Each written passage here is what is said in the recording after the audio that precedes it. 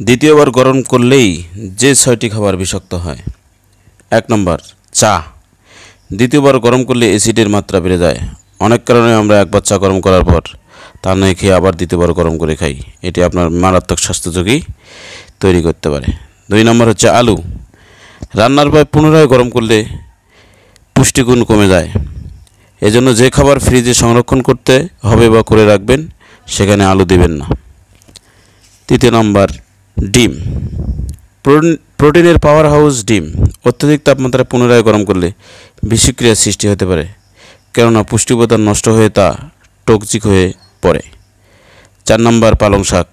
পালং শাকে থাকে প্রচুর আয়রন। পালং শাক দ্বিতীয়বার গরম করলে আয়রন অক্সিডাইজ হয়ে যেতে পারে, যা থেকে দেহে নানা রকম সমস্যা সৃষ্টি হতে পারে।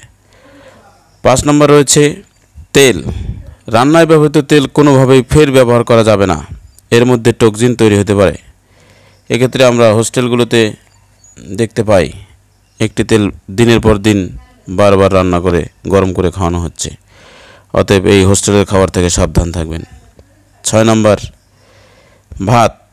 ব্যাকটেরিয়া জন্মাতে পারে ভাত গরম করে খেলেও। এই ব্যাকটেরিয়ার প্রভাবে হতে পারে ডায়রিয়া। এই জন্য ভাতকে পুনরায় গরম করে না খেয়ে এটিকে আমরা পান্তা আকারেও খেতে পারি। পান্তার অনেক উপকারিতা আছে।